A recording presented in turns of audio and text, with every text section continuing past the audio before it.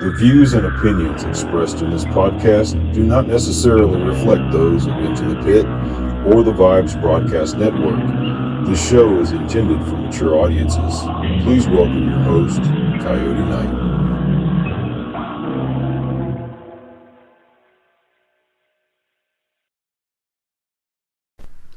Well, hello, welcome to another episode of Into the Pit. I have Mustafa from Ghost Hunters, and I couldn't believe he actually agreed to come on my show, but welcome. Thanks for having me, man. It's great to be here. So, you've got a new season starting up on Wednesday night. Yeah. A 2-hour premiere. Oh, yeah. All right, tell me what you can. Jeez Louise, man. I mean, season two, I'm sure, I know you spoke with Brandon already, but season two is, I've always kind of been a bit of a skeptic in the paranormal. I started to just kind of dispel any notions of there being paranormal. I grew up in a house that was haunted, and I saw crazy stuff, but my parents would always kind of blame their misfortunes on like ghosts and the paranormal. So I wanted to disprove that stuff existed, because I was sick and tired of my dad like being like, oh, we don't have any money because of ghosts. It's like, no, it's because you're a contractor who's making stupid investment decisions in the stock market. You shouldn't be in the stock market. You build houses and fix bathrooms. Like, don't invest. And or like, oh, our relationship's bad. It's like, well, it's because you had an arranged marriage. Like, when mom was 17, like, it's probably ghosts have nothing to do with that. But what was interesting was that the more I investigated the house, the more I was left with more questions than I was answers. And the more I learned about like, weird stuff that happened there, that kind of opened my eyes to the possibility of the paranormal. But as time progressed, and I went on a lot of these cases and these investigations, I encountered more kind of crazy people than I did ghosts. So I was a skeptic. And even going into season one, I never thought we were going to find what we found. And I kind of came in, and even if you were to look at my interviews with the production company before I got brought on to Ghost Hunters, I was very skeptic. I thought it was heavily psychological, the things that people would experience. But then stuff happened in season one, and I've had many a conversation with the team members, especially Brandon, and I'd be like, dude, like, I never thought in a million years we'd capture what we captured. And then we started introducing new equipment and stuff in season two, and now I'm just like, I went from like 75% skeptic now to like, I'm a believer, man. Oh, yeah. A full-blown believer. Like, the stuff that we got is balls to the wall, insane. So, yeah. I don't know if you've seen the clip of the EMCCD camera, the electron multiplying camera. Actually, we did get to see a small clip of that. I'm excited. That thing is like, I don't know how much Brandon probably talked your ear off about it, but like, it's basically like NASA uses this thing. This is an incredible piece of equipment, and it's only going to capture photon events, something that creates energy. That's the only thing that camera will capture. So we actually got a few hits on it, and it just, what I'm really excited about, though, is like in areas where we get this insane footage from this camera, that'll be the same area where like Daryl and I will have like a crazy personal experience. And like, I was getting this crazy personal experience. This is exactly what one of the people had, that one of the claims there was like, I felt like I couldn't move, like something was grabbing my arms.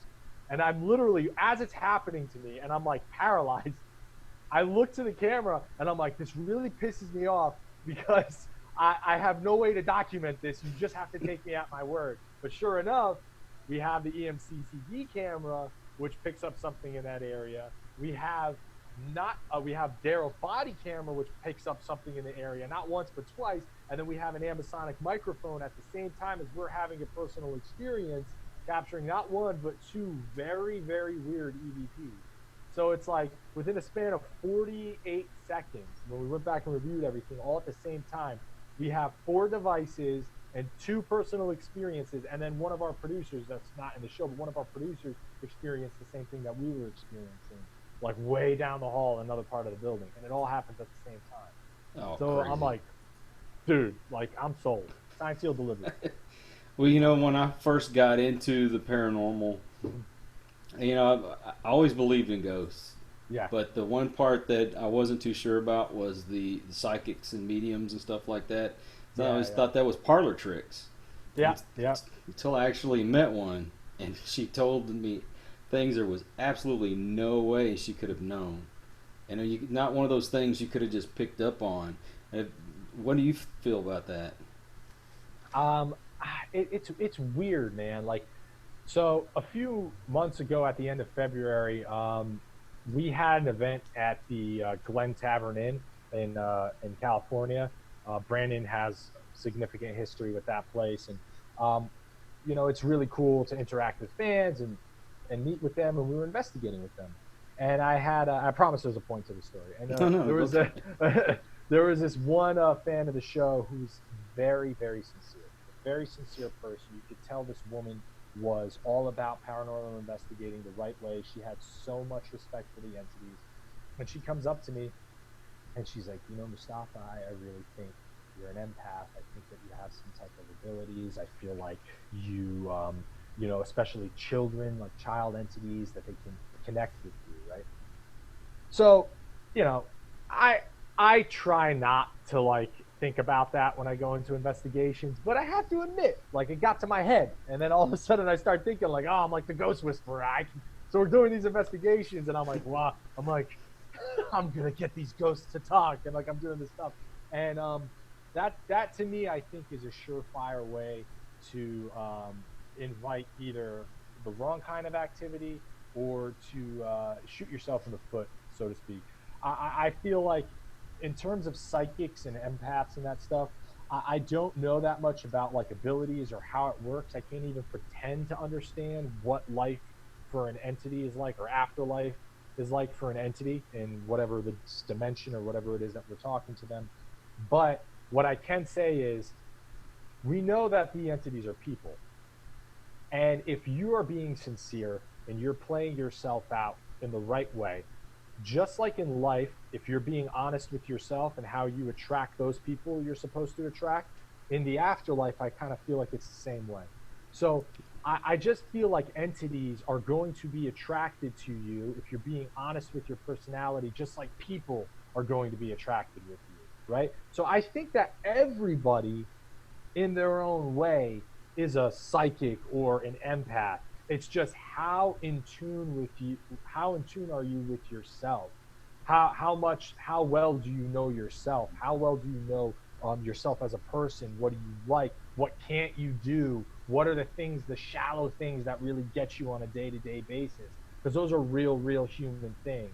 And that's the one thing I've noticed in a lot of our investigations. The more human we are, and the more we're not afraid to kind of ask those honest questions that we really want to ask, the more activity that we get. So it's an exercise in humility and humanity, really. So I think anybody can be a psychic or an empath. But in terms of like, if somebody's going to come up to me and they're going to say like, I am a psychic, I'll be like, all right, what did they just say? Tell me who they are. What's their social security number? When were they born? What do they look like? I want to know all those answers. And if you can't give it to me, don't freaking call yourself a psychic.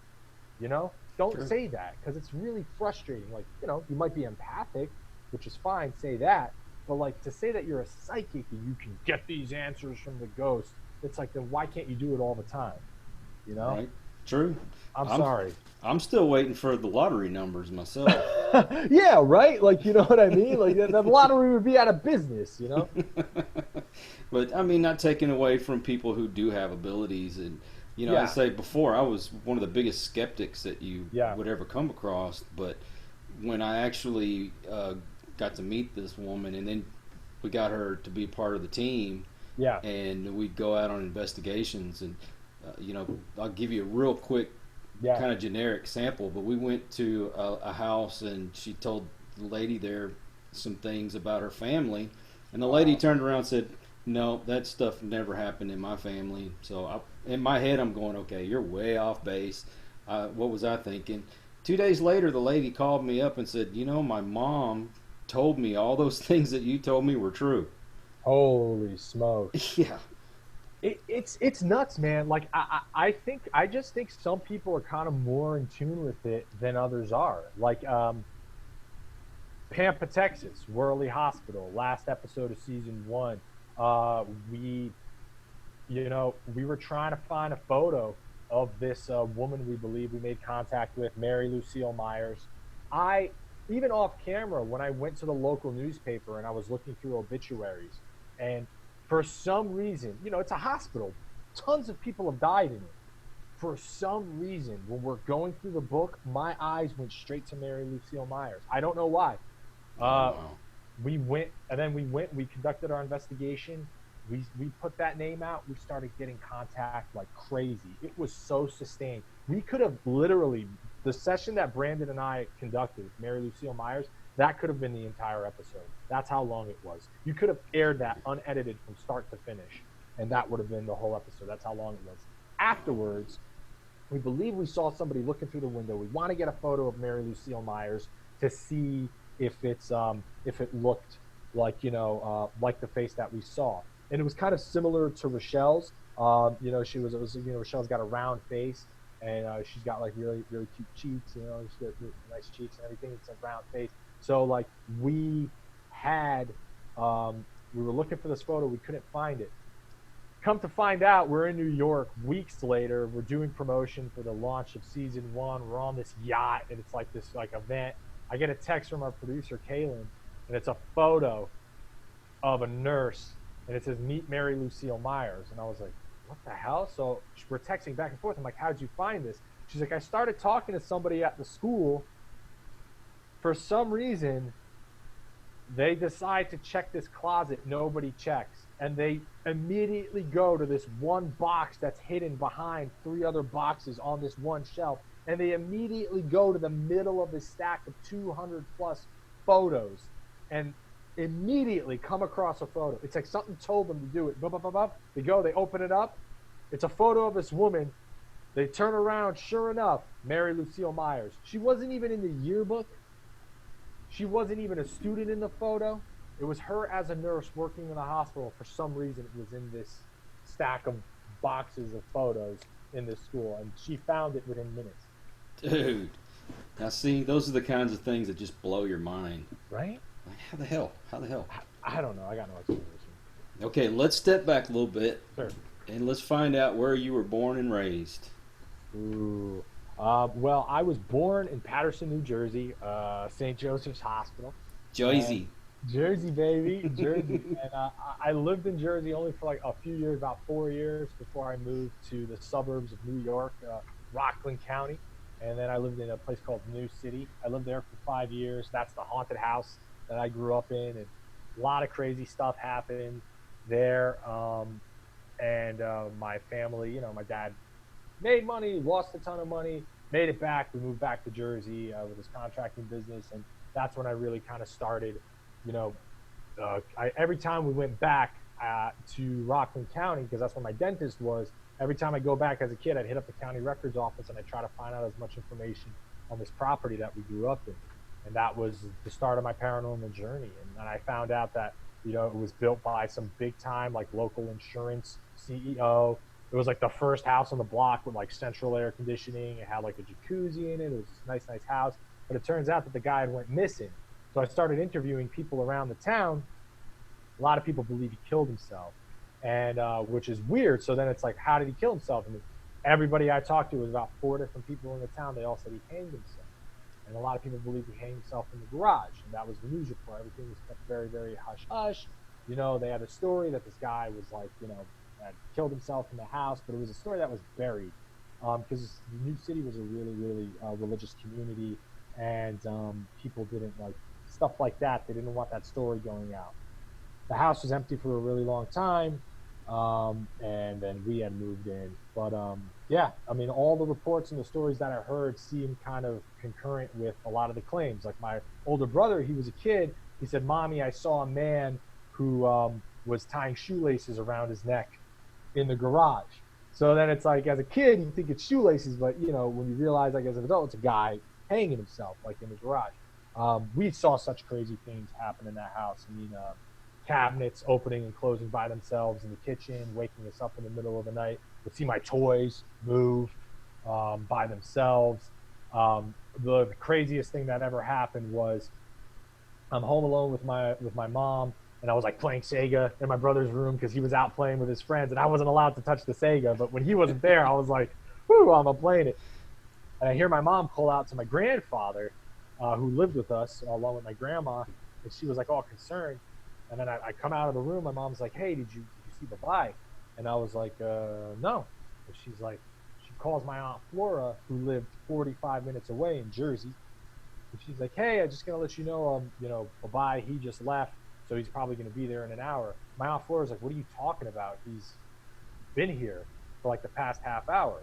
My mom was like, "What the hell? What do you mean? I just saw him walk down the stairs. He left." And Florida's like, "No, he's been here." My mom's like, "I must be going crazy." 4 hours later, my grandfather gets his first stroke. Right after she saw him like go down there. And then he was fine. He recovered after that. But like it was weird. Like you all these like weird things that happened in that house. So that's where my paranormal journey started, man. I kind of employed a lot of these things that I learned about, the paranormal and ghosts and stuff to help other members of the Albanian Muslim community. A lot of times it was just like people who, again, like my family, were blaming all their problems on ghosts, and I would go in there, and I started doing the investigations as like pageantry. Like I was like, oh, okay, just to ease their minds, and like there's nothing going on here. But then I'd come across things where I was like I'd be getting EVPs, and I'd be like, I can't explain this, but I'm like, don't worry, it's just a person, you're fine. And I helped a lot of people in my community that way, and that's how it all started. And then now I'm on Ghost Hunters. Have y'all thought about going back to that house to do an investigation? Ooh, I tried a few times to go and talk to the people who live there, but they're not really No. they're not really that like attuned to the idea. And then they were kind of cool. I saw them actually right before I was doing the show. I'm like, I got to go back to where it all started. It's going to help ground me. So like when I go out to LA and I talk to them about the show, so I went there and I started talking to the folks there, and it feels different, man. It's got a whole different feeling. I mean, it was a big house with like 3 floors. The basement had like technically 4 bedrooms. It was huge. It was a big house, and at one point, I noticed activity stopped in that place after my uncle and his family kind of had fallen on hard times, and they came in to live with us. So they lived in that whole basement area. And when the house was full and it was hustling and bustling, there was a lot of people in it. The nature of the activity and just the overall feeling changed. And I liken that to, I kind of attribute that to like, if you want to think like what the word haunted means, right? Like we're haunted. A lot of people are haunted in their own lives. Like you're haunted by bad past relationships. What could I have done different? What True. could I, you know what I mean? Like what, or like a job that you lost that like, oh man, I could have done so much better. I could have done this. And like, I think that if there's an entity, right, who's haunting a location, just like people are haunted in their own lives, like they, they want to see somebody succeed in life where maybe they failed, right? So if like you're doing everything you can in your life to be happy and to make it and to succeed, then a good ghost, if we want to use that term, is going to be happy, and that they're not going to haunt that place as much. It's not going to make them as upset. And I think with this person in my parents' house that I grew up in my childhood home, they didn't really have like a family or anything, but they had this huge, huge, huge house. So again, this is me just theorizing, but I'm thinking once they saw that the house was full and you had a family that was like 2 families that had fallen on really hard times financially. I mean, there were times we didn't have electricity, or all we had was water. We paid for the water bill, and we had gas, and sometimes we didn't even have gas. And we'd have to light fires in the fireplace in order to boil water, to take showers, and we're like doing our homework by candlelight because we can't afford the electricity bill and stuff like that. But we didn't really let it get us down. And I think that just that to go into a location and to acknowledge an entity is there, and to acknowledge any sad thing that they've gone through, similar to what happened with at Worley Hospital in Pampa, Texas. That's going to solve a lot of problems, because it says, hey, you hit that human element of, I know what you've been through is really tough, but there's a way through it as long as you're able to fight to be happy. That can exercise those ghosts, you know. Right. Well, see, and that brings up a good point that I don't feel like in cemeteries is a good place to actually pick up on ghosts and things, because why would they want to be around a place where their dead bodies at and not you know, like a 100%. home? It just, you know, that's the way I look at it anyway. Brandon would agree with you, and I agree with you wholeheartedly. Anytime we've ever investigated a cemetery, it's really, there really hasn't been that much activity. There really hasn't. And I think it's 100% to do with what you just said. You can go anywhere. Me? I would go to a nightclub or something. Like I would go to Six Flags, man. And like No kidding. I would just jump on the roller coasters. Like I would, you know what I mean? Or I go to a nightclub and like, you know, like guys are like roofing chicks. I'd switch the drinks and like so they roofie themselves or something. Like I would just like, I don't know, like, or I'd mess with people. Like I'd have fun. Like if I had control of it like that. You know? Yeah. So I Shoot, would. I'm going to ACL, man. Austin City Limits. Yeah. Gotta believe it. Hell yeah, brother. So, what does Mustafa like to do when he is not out chasing ghosts? Jeez, I'm a workaholic. I write for Distractify, which is a viral media site. So I like to try to find like, you know, the hottest viral media stories, the next big thing that's gonna pop off. And then I write for myself. I write different screenplays. I'm working on a few short films with some friends of mine, and I like writing that. That's what I'll do. And then if I'm not doing Ghost Hunters, I'm either writing. I actually funded my paranormal investigative career with like bit roles in TV shows. So I'll be going on auditions. So like they always need like a terrorist on like something. So like Mustafa, but it's funny because I'll show up and I've said this and like people have laughed, like casting directors. Like I'll show up and they'll be like, "Oh," I'm like, "Oh, what's the matter? Like I'm not brown enough," and then they'll like crack up laughing. So like that happens a lot, you know, because it's like they're expecting like a Mustafa, like, "Oh, alhamdulillah," like, you know, this like scary looking Arab, and then you get a guy who's like kind of like Italian looking. He looks like I look like I make sandwiches in North Jersey, you know what I mean? So it's like I'm just like some regular Jersey scumbag. So I'll do that. I'll like work out a little bit, not too much these days. Before the show, I did a lot of like kickboxing and Muay Thai and stuff like that. So I enjoyed doing that. I was an amateur fighter for a while. I was never really good. I was good at knowing what the other person was going to do, but like I wasn't really a good fighter. So there was no way that was going to happen as a professional career. And yeah, that's pretty much what I do, man. I'm good at falling down. Yeah. Yeah, just pull guard, do jiu-jitsu, just pull guard, and submit That's guys it. off the back. I'm out. Yeah. So what's that one piece of equipment that you enjoy over the rest of them, and what's the others that you just don't want to have anything to do with? Oh God. Okay. So, in terms of equipment, for me, there's nothing better than a great EVP. I love getting a good EVP. So we have the Ambisonic multi-directional microphone. It's got four mics on it. That to me is amazing because you can just set it and forget it, and then you can conduct your investigation. You can have a few laughs with your friends, and a lot of times, like when you're not really trying to elicit a response from an entity, it's like our EVPs. It's like somebody trying to enter a conversation because, like, you know, you see people having fun and you want to join in. So, like that to me, like the Ambisonic microphone is the number one piece of equipment. It's a toss up between that and the EDI data logger that we use. I love that thing. It's foolproof. You can't mess with it. You can't, unless you go right up to it and blow on it or like put like a, you know, what is that, a hair dryer on it. It's not going to affect the environmental conditions. So I love the EDI data logger and the Ambisonic microphone. Those are the two pieces.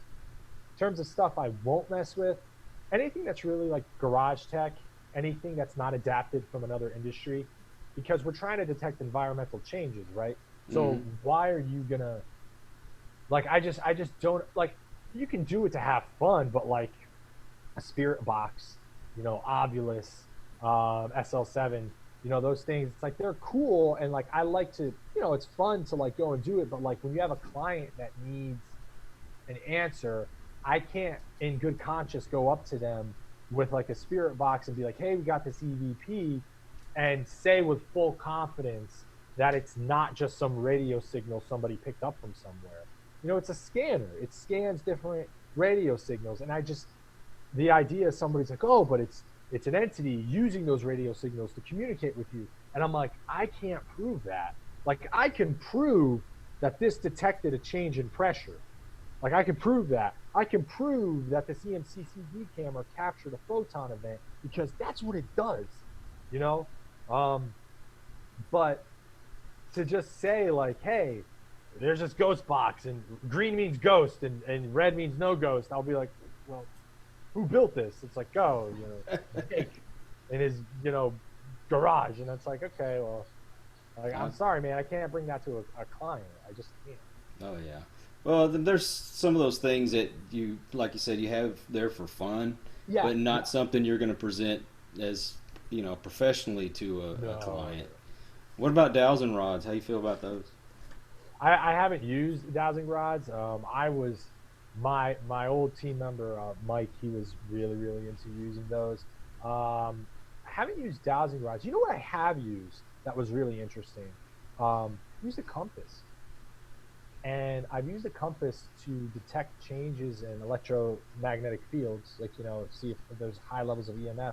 And compasses have been really cool. I've used them. I've had a couple of instances where compasses just wig out for no reason. Mm-hmm. Once I started talking about certain phenomena, and then when I stopped talking about that phenomena, compass acted normal. So yeah, I mean, I guess dowsing rods could work, but I don't really mess with them that much. Well, I'll tell you this, and only because of out of experience. I used to work for the water department. Okay. And we'd find water lines and sewer lines and things like that using the dowsing rods. Yeah. So if you're staying perfectly still, yeah, and it's moving on its own, yeah, then something's there. But if you're moving, it'll pick up a cable going through the middle of the house, or it'll pick up, you know, like I said, the water lines or the sewer lines or a gas line. So if you're walking, no. If you're staying still and it's moving on its own, it's a good possibility you might have something there. Scientifically, really? I couldn't say, you know? Yeah, I'm a big fan of just like sometimes just minimal equipment. Just like going in, letting stuff record. Another thing that we love to wear, I didn't even tell you, is body cams. There's something about these body cams, man. I don't know if it's the frame rate in which it records. We have gotten some of our best apparitions just off straight up police body cams. It's phenomenal. And they have good mics on them too. So like Daryl and I in Alaska, we have probably one of the craziest apparitions we've ever captured in Alaska off of a body cam. And then you set it and forget it. Wow. Yeah, it's cool. You know, the cameras that the hunters use. Yeah. Do you ever use those? Yeah, we have. We haven't had much success with those. Like the biggest thing is like sometimes they'll go off and nothing will be there, and I'll be like, well, what set that off? Like that's interesting sometimes. But have you gotten anything using those hunter cams? Yeah. Believe it or not, no. But I was lucky enough to pick up 2 of them in a garage sale for $4. What? Yeah. Those things are pricey as hell, man. Hey, sometimes you just get lucky, you know. That's awesome, yeah, man. Just ask my wife. She got lucky the day she met me. I hear that. Making sure she didn't throw anything over here. So if you hear something crash against the wall, I'm being attacked. Yeah, it's a ghost. It's a ghost. Well, I had to ask those questions because my buddy Darren that listens, he always wants to know that kind of stuff. So yeah, for sure. Yeah, that ambisonic microphone. If you're going to make a big ticket purchase, get yourself an ambisonic or a binaural. I personally like the ambisonic better, but binaural is cool because you can listen in real time too. And the EDI data logger, man, those things are freaking great. And a body cam if you got money like that. So understand that this season y'all have a little bit more freedom to do what you really want to do out there, huh? 100%. I mean, we're doing a ton of experiments. There's some experiments we wanted to do that we didn't even get to them yet. So hopefully for season 3 we can pull some of those out. Brandon's got experiments up the wazoo. There's one that we conducted in in Utah, this one location. I won't say exactly where, but the experiment is probably, we're probably going to do it again on our next investigation. I can't divulge too much information about it, but I'll say that nobody knows about this experiment, which is weird. It's like it seems like it would be a paranormal investigator's wet dream, but Brandon presented it to us, and it's basically it was so official. There was a White House press conference about it. No kidding. Yeah, it's like the data that they collected with this experiment. I'm like, how do more people not know about this? Brandon's like, I have no idea. I was like, and like he's pulling up like there's like videos of like on YouTube, and I'm like, dude, what? How come I've never seen this? He's like, I have no idea, and it's like all legit, and like the stuff that they found, I was like, what? And then we did the experiment, and it happened at a time where like Brandon's fiance was in labor, and he had to leave, and we didn't record. I mean, we didn't listen to all of the recordings of this experiment that we conducted. Brandon comes back, and I guess there was like a few files were like, oh hey man, like we didn't listen to these yet, we can listen to them. He's like, I'll do it. You know, he loves reviewing audio. And then he found some stuff, and I was like, dude, this is insane. Like we have to use this experiment some more. So without divulging too much, I will say if we pull it off, we might have discovered a way to effectively in real time communicate with an entity and get real time responses, audio ones from them. Oh man. Okay, now my curiosity is really piqued. Yeah. We've got some crazy stuff we're gonna do for season 3 too. Like, season 2 is, I can't wait for you guys to see the stuff that we've captured. Oh, we're psyched. I mean, I remember when Ghost Hunters first came on television. And, yeah. You know, I happened to see the commercial, and I'm going, oh, no way. This is something I really, really am drawn to, you know? Yeah. And so I never missed a show. If Wow. if I had to work, it was getting recorded. That's cool, man. Anyway, I was going to watch it, you know? Thank you. And then they went away for some time, and we're all bummed out because we're stuck with some other shows out there I'm not going to mention. But there's some real pieces of garbage out there, man. Like I can't watch them, dude. Like I really can't. Like I'm like, ugh.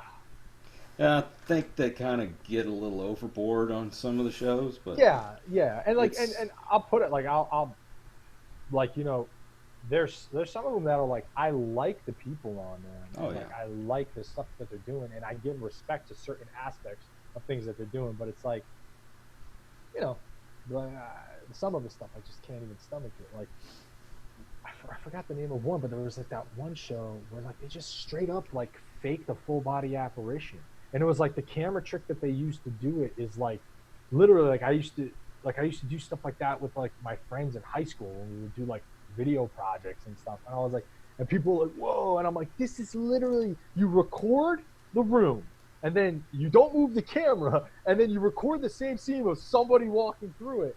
And I was like, I thought it was going to be revealed that this was a joke, and it wasn't. And I was like, are you kidding me? Like, come on, man, this is what gives the field a bad name, and we look like a bunch of idiots, you know? But whatever. You know, when I was talking, I think it was with, might have been Brandon, or it might have been Daryl, I don't remember. Yeah. But y'all had went to that high school. Pocatello, yeah. And you see what looked like something was walking out of that room, and you know, first I'm watching and I'm going, yeah, dang, that's the best one I've seen yet. And then y'all found out it was Lent. That's that's what I appreciate about Ghost Hunters, is because y'all go that extra mile to make sure. It was interesting. I didn't say it on camera like right away, but like they were, you know, the producers were giving us the whole docket, and they're like, look at this clip. I look at the clip immediately after seeing it. I'm like, there's one of two things. I'm like, it's either a string or it's a cobweb. And then Grant's like really interested. He goes, what makes you say that? I was like, I used to work in a restaurant where my manager, he was this like shorter guy, and to piss him off, I refused to move. They had a drop ceiling in this restaurant, in this banquet hall. Somebody had put a balloon up there, and there was a piece of string there. and it was left over from the balloon. So he would be like, he'd get mad at me one day. He said, "Mustafa, take that string down." I'd be like, "Okay." So I'd take the string and I'd move it to another security camera. He'd be in his office looking at it, and it looked like the same exact thing. When it would get out of focus, it was the same exact thing. So I'm like, it's either a piece of string or a cobweb. And then sure enough, like, it was beautiful, man. Brandon and Grant, they go in to look at it, and then it was like, I'm telling them, like, run on this, run on this. I'm like, look, there's a fucking cobweb. And they go, they put it up, and I was like, yeah, like, I just knew it. So, like, as stoked as we get to, like, capture something paranormal, dude, if we can debunk something, like, we literally get equally as stoked. Not a lot of people believe that. We do. Yeah, we had an incident like that at a, well, I can't say the location, but because they asked us not to reveal it.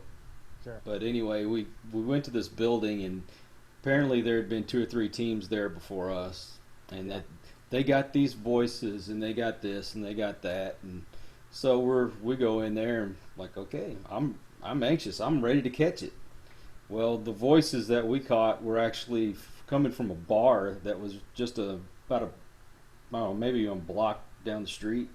But if they come out of the bar and they're all yelling and having a good time, well, it sounds like people are talking inside this building. Wow. And then they said, well, you can hear something walk across the floor. Well, my wife happened to notice that the fax machine at certain times of the evening would restart itself, I guess to clear out information, or whatever it does. And it sounds like something's going across the floor. And so you've had all these groups just automatically ready to say, oh yeah, this is paranormal. And I'm not saying I'm any better than anybody else, so don't get me wrong, but if you just go that little extra to make sure, then you give a little bit of comfort to the people that you're trying to help out. Well, yeah, that, and it honestly makes it, when you find something, that much more significant. So, like, with Daryl and I, tomorrow's the 2-hour season premiere from season 2, and we're in Clifton, Arizona. So Daryl and I are investigating the courthouse in Clifton, and we walk in, and people, they say they hear footsteps, they say they hear noises, they say all this weird stuff. So we're up on the top floor, and we're hearing everything everybody's talking about, and we're like, what the hell? I'm looking up, I see the vents, and I'm like, pointing the microphone like over there, get the camera guy pointing his microphone up over there. It's the ducts in the AC system, the heating system that they had. But then, okay, cool. So we're like, all right, that's just that. That's what that creak is. That's what that sound is, whatever. Then we hear like this loud metal cling. We're like, cling. We're like, oh God, what's that? And then we go down to the cell holding area, and it's the same exact noise of somebody clanging on the cells. And it like drove us down there. What was down there, we don't know. We didn't get to spend as much time in Clifton as we wanted to, especially not investigating that courthouse. But it was weird, man. It was like somebody was banging on. And then we went down there and we had other activity on our data logger and stuff. And it was like, what the hell? What's that sound? And it was completely different than the air duct. So it's cool. That's why we were really freaked out when we heard that noise, because then we're like, okay, what is that? What sound is that? And then you go back and you listen to the ambisonic microphone that we had, and it's like just those two, that for like 4 hours in that building, it was just those two noises. What caused it? No idea. We had a camera on it. I watched all the 4 hours of footage on it. Stuff. Nothing. Well, that same building, we had the AC would come on, and they had the false ceilings, and whenever that pressure of the AC kicking on and off would make the rise and lower. So to me, that was a lot of that noise that was going on in there. Oh, okay. And plus, I mean, Grant, being that he's a plumber, when it comes to some of those pipes aren't fastened to boards or the metal very well, they'll rattle and they'll make all kinds of noise. Oh yeah. It makes for a good story, but but at the same time, you have to say the skepticism makes us better at what we do, because 100%. You have to go that extra mile to figure out, is this real or not? Yeah. So, what is in your life after Ghost Hunters? Oh man, what's your goal? Right now, it's just to do more investigating for ghost hunters, man. I'm very, very, very uh, astounded to have been able to find a group of like-minded people and that I actually enjoy going to work with. I really do, and I say this without hyperbole. I really do consider them family. Brandon and I, we have a few side projects, things that we're working on. They're related to the paranormal field. They're directly related to ghost hunters. Legally, I can't talk about a couple of those things that we're doing, but it's very strange. I mean, it's very strange, especially with Brandon. I never met him before. I've seen some of APRA's, the American Paranormal Research Association, some of their stuff, which he founded and was a part of. I've seen some of their stuff previously, but I didn't know who Brandon was. And I met him about a year ago. It was in February. They flew everybody out to LA. They're doing auditions for this show. And they took us to this place in Calabasas, the Widow's Ranch, to do like screen testing. It was very cool. And I was ecstatic. I was over the moon. I couldn't believe that this guy who was like, my great grandfather was living in a cave in Albania, trying to like hide from communists, eating living with goats and like eating mealy, wheat, and came to America as like some like working class immigrant, and like here I am on television, like getting people who are multimillionaires who are putting me on a network, which is like, one of the top cable rated networks. It's like, it was insane to me that like, here I am doing this. And and it's all something that I love to do. It's all my passion. My passion is what got me there. So it was a very wonderful moment. And to be there in Calabasas, right? And then you have the head producer of the show, Mike Nichols, I'll never forget this. And he's looking around to see who he's going to pair together to put on camera first. He's looking around. And I had hit it off with Brandon maybe like 15 minutes prior. We're in the car and we're talking. It was just something about him that I really got and I just understood. Yeah. And Brandon, so like I'm standing here, right? And then like Brandon's like way over here. So Mike Nichols is looking around and I just see Brandon not even looking at me, just kind of like goes next to me a little bit. And I was like, all right, because I kind of felt like he understood, like we got each other. So Mike sees us standing next to each other, and he's like, "Hey, you two guys go on camera." And then from then on, I probably had the best session I've ever had in paranormal investigating ever. Oh, wow. I called my wife afterwards. I told her, I was like, I don't care if I don't get this show. I really don't. I was like, I actually made more money, working at Rutgers University, and I had a contract with them. I was doing, stuff for them. And then I was writing for Distractify. I was full-time with them. And I was doing pretty well for myself. And I told her, I was like, I don't care if I don't get this show. I was like, I'm just astounded that I had the greatest paranormal investigative experience of my life. And then I met this guy, Brandon. I think he's really, really amazing. And I'm not watching the show if he's not on it. That's exactly what I told her. And then sure enough, him and I got cast for it. So it was really cool. So, yeah, man, what's next for me is just more ghost hunters and really, really valuing the family that I found on this show, man. And I've got a lot of friends back in New York, a group of artists, and it's why I'll never leave this area. I can't, so I have my family and friends here, and then I've got my road family at Ghost Hunters, and I'm a part of my friends, but I'm the fucking luckiest guy in the world, man. Like I really have, like, I got it made. You can see it in your face. You're glowing. I am. It's the golden hour. Selfie time. I'm really lucky, man. Well, I'll tell you what. This has been a wonderful talk, man. I enjoyed myself thoroughly. I really enjoyed speaking with you, and you know what? I don't care what Brandon and Daryl say about you. You're all right, man. Everything they say is true. No, they actually spoke very highly of you. Thank you for joining us on Into the Pit. Please follow us on Facebook at The Vibes Broadcast Network and Instagram at The Vibes Broadcast.